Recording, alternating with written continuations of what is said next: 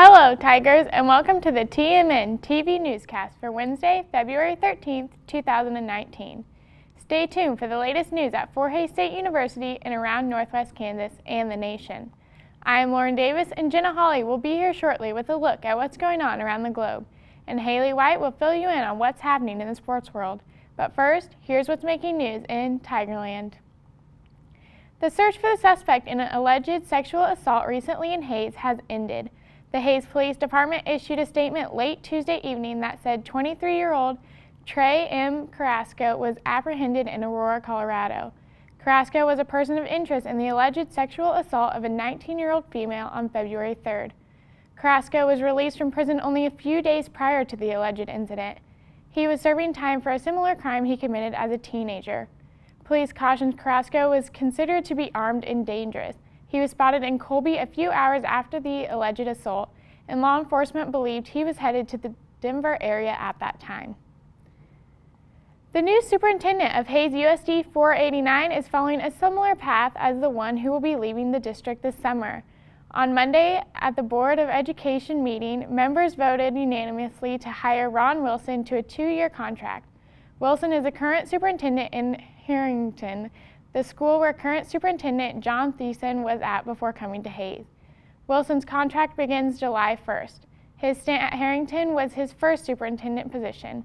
He also was a former principal at Abilene Middle School for 18 years.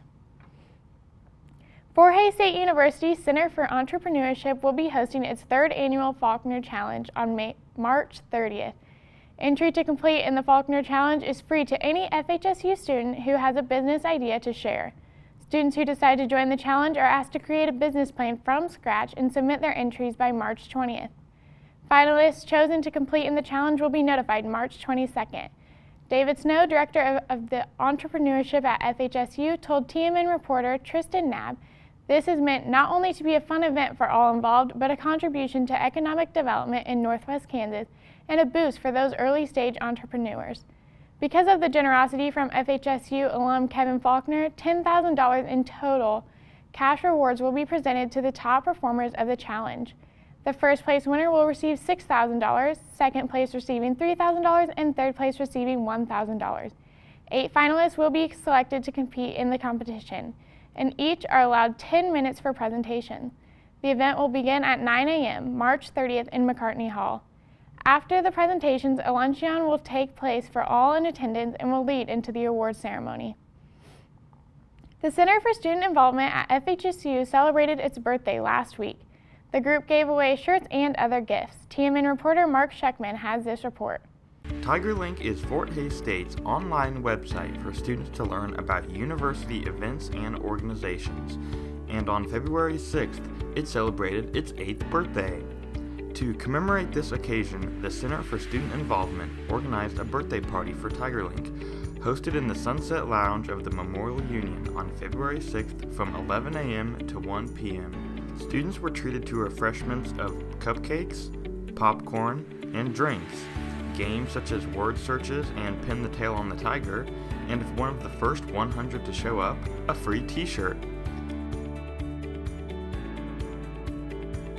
Mike from Team M&M also created all sorts of balloon animals for students. Pamela Hammond, graduate assistant for the Center for Student Involvement, said that this event was organized to raise awareness for TigerLink and what it all has to offer. TigerLink is a website that's on the Fort Hays website, so it's a platform, and it's for the student organizations and the students on campus, and it has all the events that are happening on campus, and it showcases articles and profiles for different student organizations. So yeah, it's where you can see everything that's happening on campus. Reporting for Tiger Media Network, this is Mark Schuckman.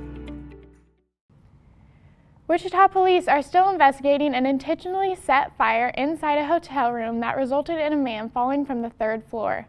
Fire crews saw a man hanging from the 3rd floor hotel room after arriving on the scene. Smoke was coming out of the window. The man fell, receiving serious injuries.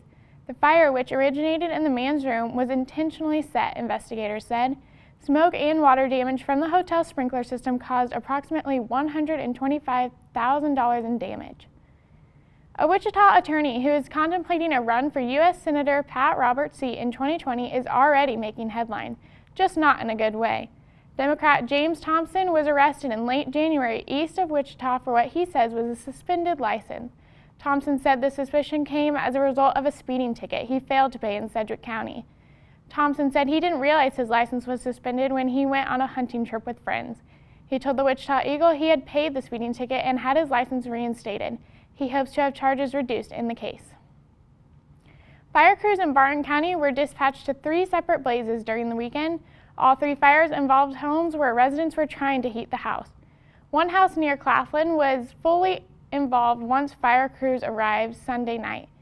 On Friday night, firefighters battled a blaze at a home near Hoisington, while residents near Great Bend burned Saturday. No injuries were reported with the fires. The Barton County Sheriff's Office offered FEMA's advice to homeowners. Keep anything that can burn at least 3 feet away from all heat sources, including fireplaces, wood stoves, radiators, space heaters, or candles. Never use an oven to heat your home. Turn space heaters off when leaving the room or going to bed.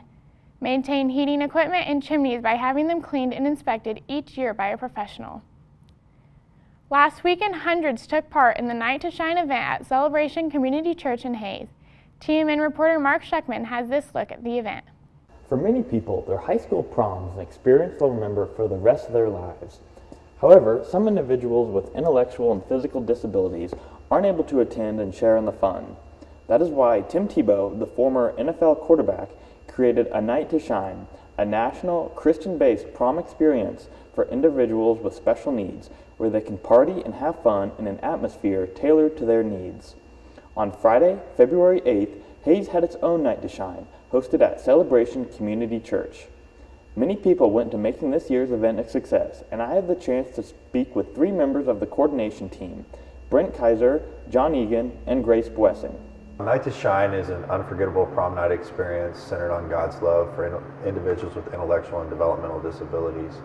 It really is about inclusion and advocacy and education and bringing the community together to serve these folks. Each of them were able to walk in the door, get their coat checked, and then they walked the red carpet, and everybody cheered for them as they walked the red carpet. There was a lot of screaming and pictures and things like that, and we call it the paparazzi that were the ones cheering for them. They walk in the door, they go and they stop at the Welcome Center and get registered. Then they get a boutonniere corsage. They each get their picture taken, which they get to take with them at the end of the night. And then they walk in and they do a promenade, which they get to walk across the stage, and everybody cheers for them and they have their name introduced. And then what they do is they go right up into a dinner that was provided by Aguilas, and then after that they were able to move around the church and do karaoke and limo rides, and there was games and coloring and all types of other things that they were able to do that night. And then also what ends up happening is at the end of the night, each of our individuals who are guests get to walk across the stage, and they're all crowned king or queen of the prom at the end of the night. Night to Shine was started in 2014 by the Tim Tebow Foundation and has since grown to 655 events worldwide, including Hayes's in 2018. This year there was about 140 guests and 400 volunteers in attendance.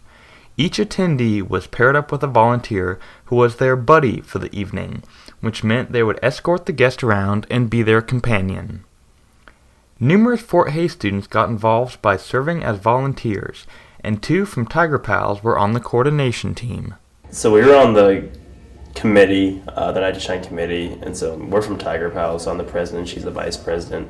But we were just together. We've been meeting weekly since about August. In the past month, we met 2 times a week just to discuss all the background stuff that goes on and the behind the scenes type of stuff that happens. So we were just on the committee with Brent, Drew, and Perry and Haley.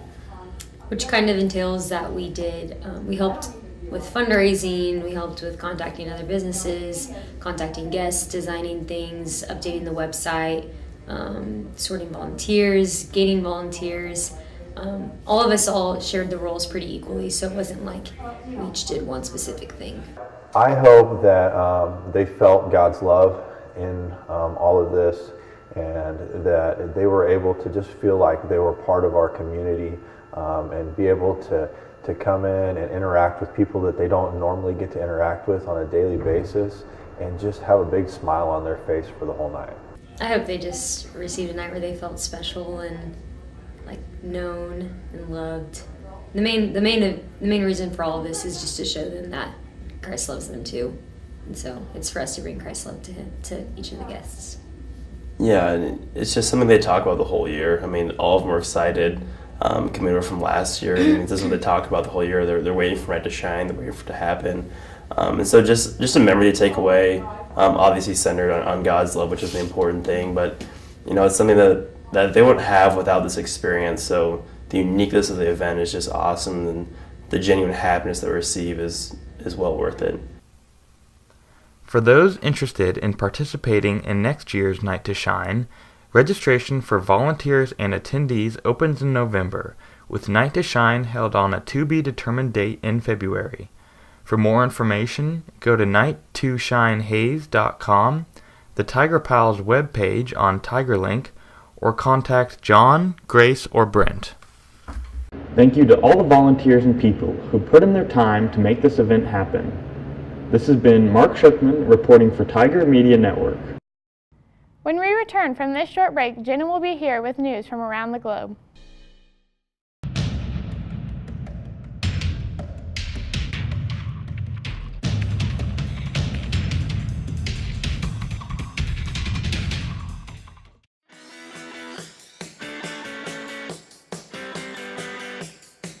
I think there's a perception out there that web and mobile application development is this field where you sit behind a computer all day and code.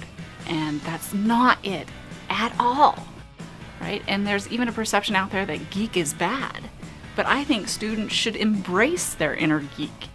We don't code all day. We look at issues, we look at problems, and try to figure out the pieces of the puzzle and how to put them together to build things. I was able to learn JavaScript, HTML, CSS, PHP, just kind of the whole 9 yards with that. So I really enjoyed the full program that they offered here.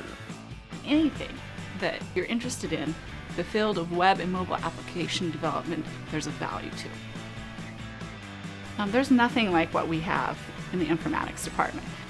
If you choose to take everything in the buffet that we offer, you'll be very well prepared for any type of job opportunity that's out there.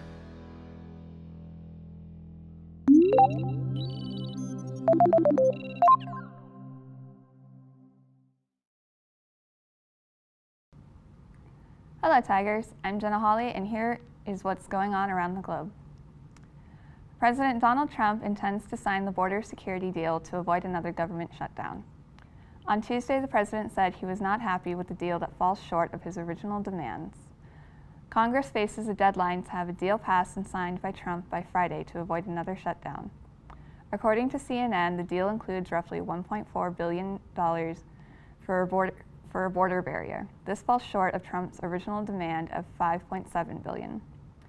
The White House has said that Trump is continuing to weigh his options to fund a border wall.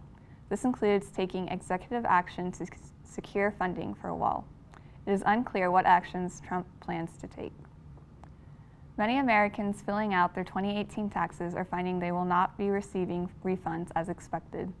The outrage follows the passing of a renovation to the tax code in December 2017.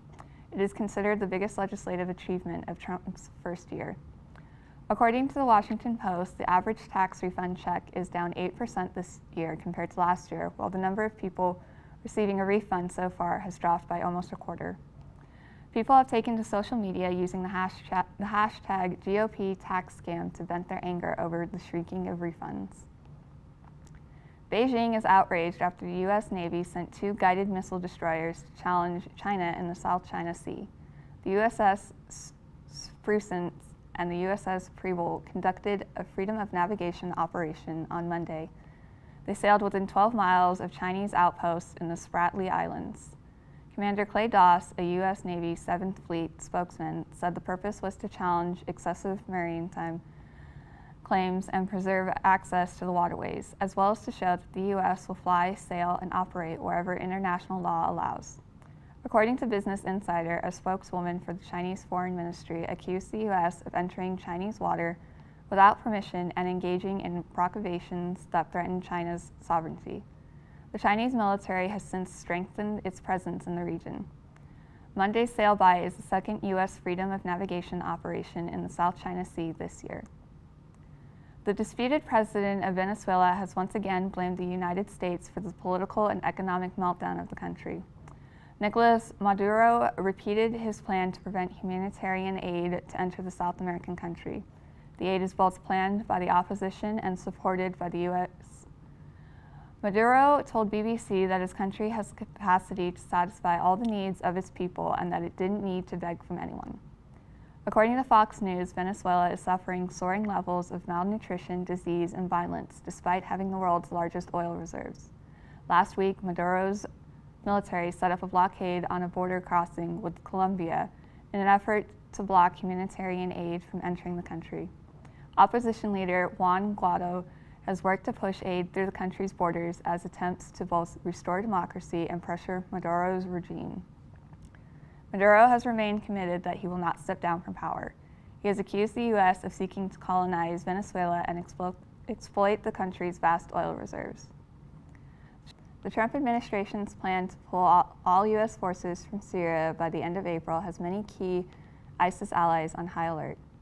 The White House plans to redeploy most American troops by next month, but has no agreement with regional powers to protect the Syrian Democratic Forces, a group that's helped the U.S. fight ISIS. According to The Hill, without the U.S. military as a buffer, Turkey would follow through on threats to attack the SDF. Experts and Congress members on both sides argue that the withdrawal could destabilize the region and strengthen ISIS. The SDF worries that without the U.S., Turkey will act on their threats and attack them. Officers in Indonesia were seen on video laughing as a suspect was draped with a snake during an interrogation in the eastern Papua region. The man was believed to have stolen phones. According to BBC, the local police chief said the practice was unprofessional but defended it. Tony Anada Swada said the snake was tame and non-venomous and that they have taken stern action against those involved in the incident. Human rights lawyer Veronica Coleman tweeted footage of the event. She has claimed officers put a pro-Papua independence activist in a cell with a snake. Reports of human rights abuse are common in Papua as separatists are seeking independence from Indonesia. That's what is happening in the news world this week. Stay tuned for a sports update with Haley White when we return.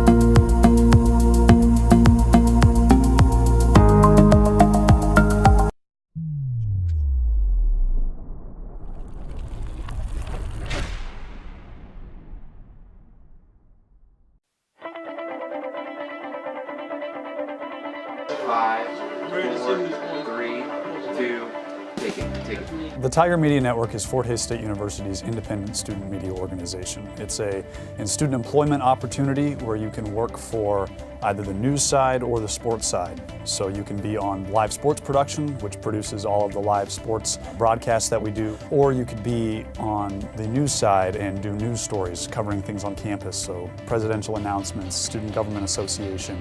We bring that news to the student community and the Hays community as well. You don't realize how much Fort Hays State has to offer until you're here. I mean, it is definitely, this is a land of opportunity here. I just got back from the MIAA tournament in Kansas City a couple weeks ago where we worked with other production crews, including Pitt State and Central Missouri. And it's a great time. I've gone there the last couple of years. For me anyway, I get to do sports, which is what I love. And if live productions is where that's at, this is the perfect place to do it. We have almost everything that you could possibly imagine. Tiger Media Network allows you the opportunity to take the skills you've learned and put them forward in a real world, real application setting that allows you to flourish and grow as a professional, and that will only help you and benefit you when you graduate and go into the real world workforce.